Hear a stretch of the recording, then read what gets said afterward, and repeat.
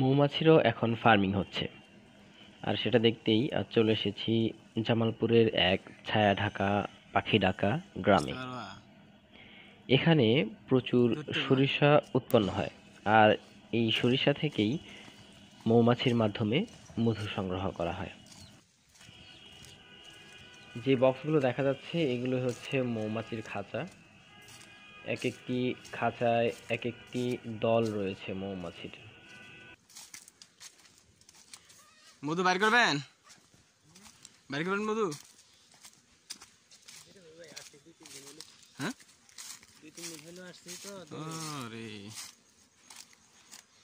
পাওয়া যাবো না? কয়দিন লাগে?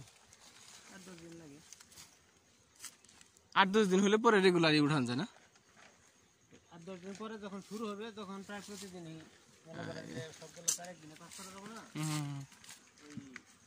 সিরিয়াল বাই করে আস্তে আস্তে একদিকে শেষ হবে আর একদিকে শুরু হবে, এইভাবে। এগুলোকে মাছ আটকায় রাখছে ভিতরে। আটকানো না, সামনে দরজা সিস্টেম আছে তো, মৌমাছি চাষির সাথে কথা হলো। উনি কয়েকদিন হয়েছে এখানে এসেছেন, এখনো মধু সংগ্রহ হয়ে সারেনি। হয়তো 4-5 দিন পরেই মধু সংগ্রহ করতে পারবে তিনি।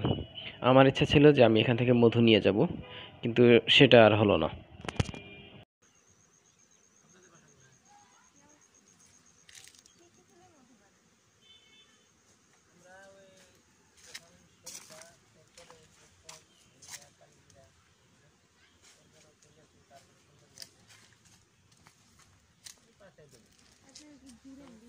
যেখানে যেখানে আমাদের পাওয়ার সোর্স আছে সেখানে আমরা মানে বিভিন্ন জায়গায় ঘুরে না ভ্রাম্যমান মৌখামার তো ফুল যেখানে আছে সেখানে নিয়ে যেতে হয়। আসলে ফুল ছাড়া মধু হয় না।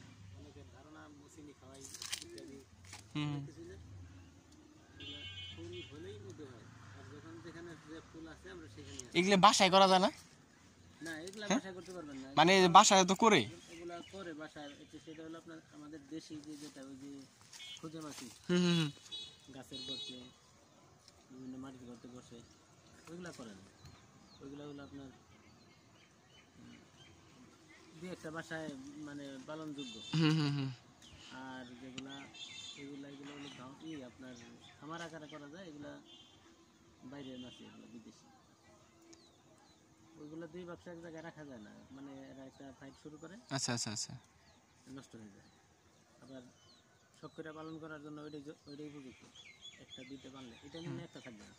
যেমন ফার্মের মুরগি একটা এক জায়গায় রাখলে সচরাচর হয় না। মানে এক বক্স রাখা যাবে না? এক বক্স রাখা যাবো, যতদিন এখানে একটা বক্স রাখতে পারবেন ততদিন ফুল আছে।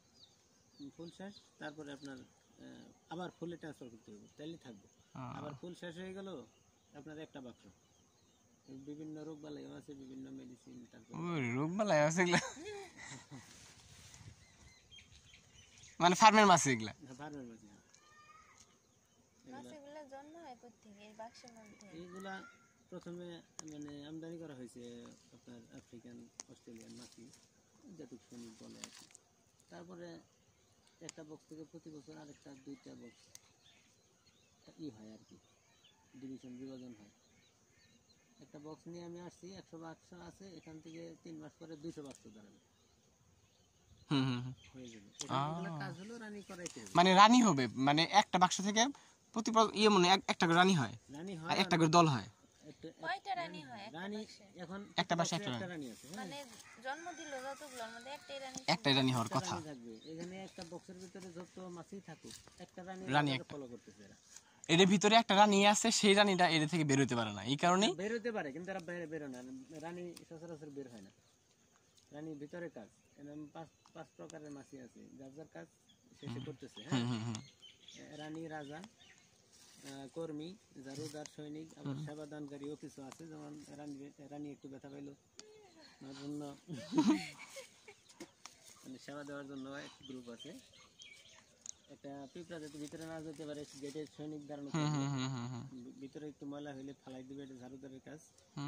এখানে ডিসিপ্লিন, মানে আমাদের দেশের সরকারের অর্ডার হয়তো আমরা মানি না, কিন্তু রানীর অর্ডার অনুযায়ী আপনার এই বক্স পরিচালনা হইতেছে 100%। হ্যাঁ, এখানে গেটের সামনে যে আছে সে জীবন দিয়ে দিবে, ভিতরে যেতে দেবে না। পিঁপড়া কোন আর যত শত্রু থাকুক, শত্রু জাতীয় এগুলা ফিরে রাখে এরকম। আর যখন বক্সে মাছে আটবে না তখন রানী হইতে থাকবে, একটার ভালো একটা রানী দিয়ে কিছু মাছ দিয়ে আরেকটা খালি বক্সে উঠাই দিলেই আরেকটা গ্রুপ হয়ে গেল। আরেকটা গ্রুপ হয়ে গেল। কি ভাই কিছু জব করেন নাকি? হ্যাঁ, আমি ঢাকায় জব করি।